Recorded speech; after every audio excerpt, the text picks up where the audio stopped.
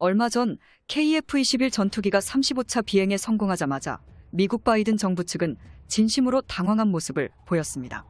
KF-21 전투기의 35차 비행 소식은 자랑스러운 우리 대한민국이 더 이상 미국과 관계없이 독단적인 첨단 무기 개발을 통해 기술력을 끝없이 축적하여 미국과의 무기 종속 관계도 이제는 전혀 필요 없다는 것을 직접 증명해내는데 성공한 것이나 마찬가지인데요.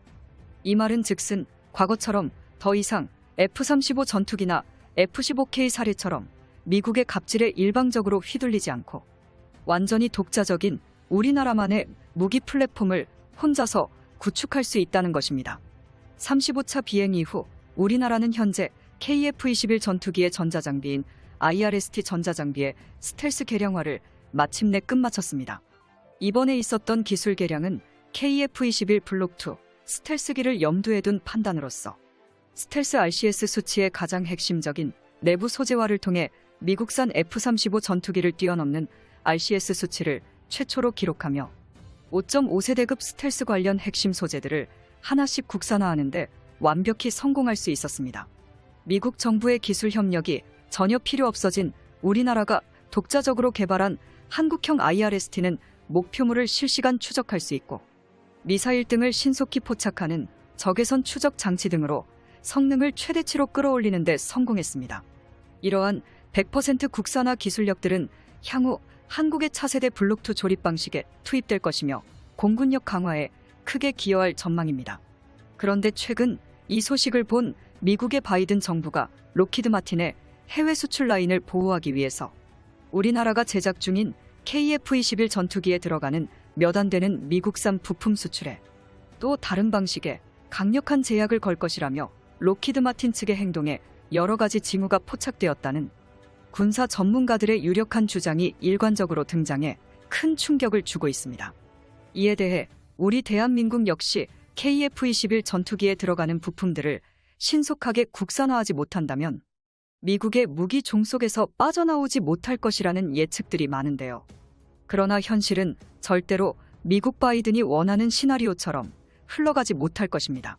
현재 한미 관계의 증진을 뒤로하고 오로지 미국의 이익만 추구하는 바이든 정부 측은 한국 기업을 상대로 전방위로 분야 관계없이 여러 가지 제재를 실행하고 있는 가운데 KF-21 보람의 전투기의 라이벌인 록히드 마틴 역시 미국 정부에게 직접 수주하여 자신들을 따라오는 한국의 발목을 붙잡겠다는 것이 그들이 꿈꾸는 전략입니다.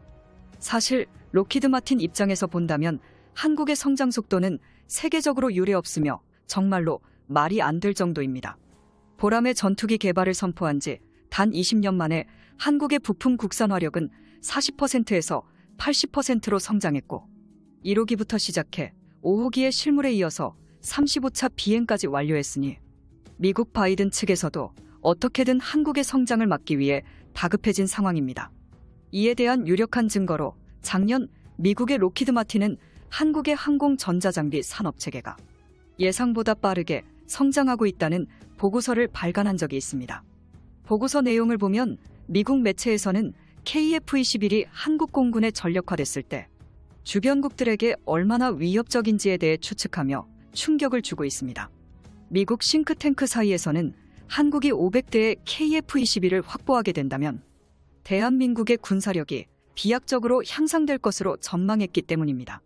그들의 보고서에 따르면 미국 말고도 여러 나라의 국제기관에서 한국의 차세대 전투기 확보로 인한 공군력 증강으로 태평양의 군사력 패권이 한국으로 이동할 수도 있다고 예측하게 되었는데요.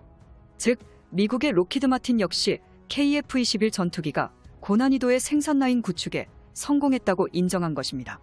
더욱이 한국은 IRST의 신소재를 개발해 탐지 면적을 260%나 증가시켰으니 미국의 록히드 마틴도 결국 한국의 발전된 기술력을 인정할 수밖에 없는 것입니다.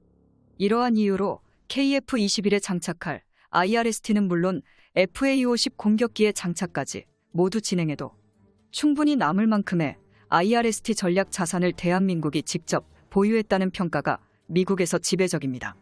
한국항공우주산업 카이의 발표에 따르면 KF-21의 해외 수출 계획이 멀지 않았음을 시사했는데요. F-35의 심각한 오동작으로 인하여 그동안 KF-21의 구입을 망설였던 다른 국가들의 구매 요청이 쇄도하고 있습니다. 그런데 이뿐만이 아닙니다. 한국에서 개발한 스텔스 신소재를 발표하면서 미국 로키드 마틴을 긴장하게 만들었습니다. 심지어 이 신소재는 미국에서도 기술 난이도가 너무 높아 양산을 포기해 버린 기술인데요. 이토록 어려운 기술을 우리 대한민국이 독자 기술로 개발해 성공한 것입니다. 그것이 바로 새로운 타겟팅 기술로 불리는 스텔스 연령상 추적 기술입니다. 그런데 이번 한국이 발표한 기술은 이마저도 무력화시킬 수 있는 기술이라고 합니다. 특히 한국이 개발한 스텔스 소재는 최근 첨단 유도 무기에 널리 활용되고 있는 밀리미터파의 레이더파 파장을 흡수해 밀리미터파 공격 무기를 회피할 수 있습니다. 그러니까 사실상 이번에 한국이 개발한 스텔스 소재는 모든 유도 무기를 무력화시킨다고 봐도 무방하다는 것이죠.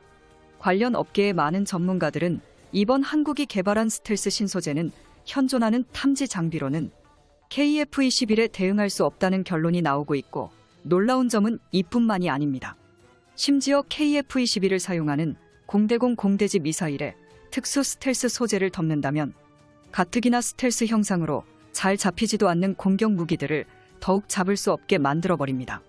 이에 대해 미국의 군사 전문가들은 2030년대 이후 한국의 차세대 전투기가 배치 마무리되는 시점에서 만약 중국이 여러 가지 이유로 한국과 맞붙기라도 한다면 이전까지는 전혀 상상하지 못했던 놀라운 결과가 나올 것이라고 분석했습니다. 이에 더해 한국의 차세대 전투기가 얼마나 대단한 전투기인지 세계 최강의 전투기 보유국인 미국도 한국의 기술력을 인정했습니다. 즉 KF-21이 베이징 상공에 뜨기만 해도 중국이 자랑하는 일대 방공망을 손쉽게 무력화시킬 수 있으며, 이후부터는 현무 미사일과 KF-21 전폭기의 등장으로 중국의 주요 군사시설들을 파괴하고 마지막으로 한국 육군이 일대를 장악하게 될 것이라며 한국의 군사력을 세계 3위급으로 평가하고 있는데요. 우리 손으로 만든 첫 국산 전투기 KF-21이 8차 비행을 앞두고 미국산 엔진 대신 국산 시범용 엔진 가동 시험을 마침내 성공했으며, 비행 성능과 각종 무장 시험을 거쳐 전력화된 KF-21은 국산 엔진을 이용한 추진력과 자체 엔진 동력으로 기동하는 단계도 무사히 성공한 것으로 판단됐는데요.